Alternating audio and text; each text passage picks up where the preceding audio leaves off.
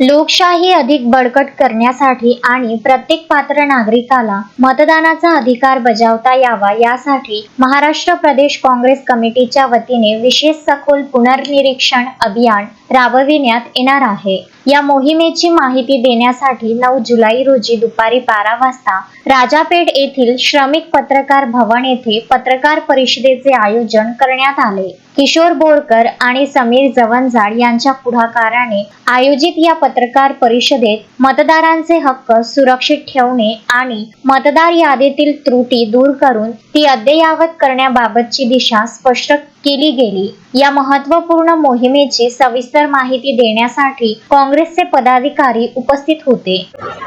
महाराष्ट्र प्रदेश काँग्रेस कमिटीकडून आज बडनेरा विधानसभा मतदारसंघातील SIR म्हणजे मतदार याद्यांचं सखोल पुनर्निरीक्षण हा प्रोग्राम शासनाकडून लागलेला आहे आणि शासनाने राष्ट्रीय पक्षाची मदत घेतली। बडनेरा मतदारसंघामध्ये 30 ते 45 बूथ आहेत। प्रत्येक बूथवर शासनाचे BLO काम करत आहेत, घरोघरी जात आहेत। त्याच धर्तीवर राष्ट्रीय पक्षाच्या म्हणजे महाराष्ट्र प्रदेश काँग्रेस कमिटीकडून बडनेरा मतदारसंघाची जबाबदारी आम्ही किशोर बोरकर आणि समीर जवंजाळ यांच्याकडे दिली आहे। त्या अनुषंगाने आम्ही सुद्धा 345 बूथवर BLO 2 त्याला म्हणतात ते नेमण्याचा आमचा संपूर्ण प्रयत्न आहे। जवळपास 60 ते 70% हे काम पूर्ण करण्यात आम्हाला यश आलेलं आहे।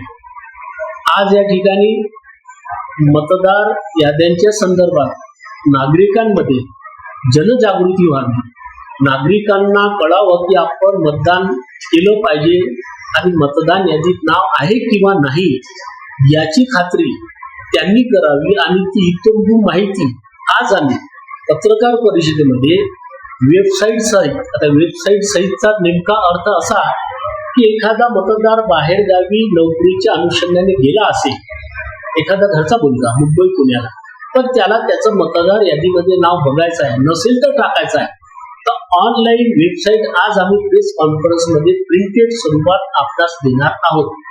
म्हणजे ती मदत त्याला होईल। तो कुठेही जरी असला तरी तो मतदार यादीमध्ये ऑनलाईन आपलं नाव समाविष्ट करणार आहे। मतदार करिता खरं पाहिलं तर शासनाच्या बरोबर आपण सर्व जागरूक नागरिकांनी, राष्ट्रीय पक्षांनी, मग ते कोणत्याही पक्षाचे का असो ना, आणि तज्ञ नागरिकांनी मदत केली पाहिजे।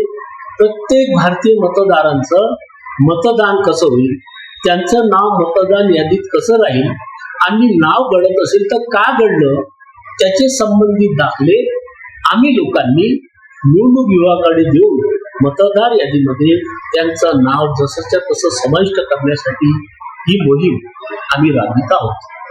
धन्यवाद। अशोकभाई जोशी, विदर्भ न्यूज, अमरावती।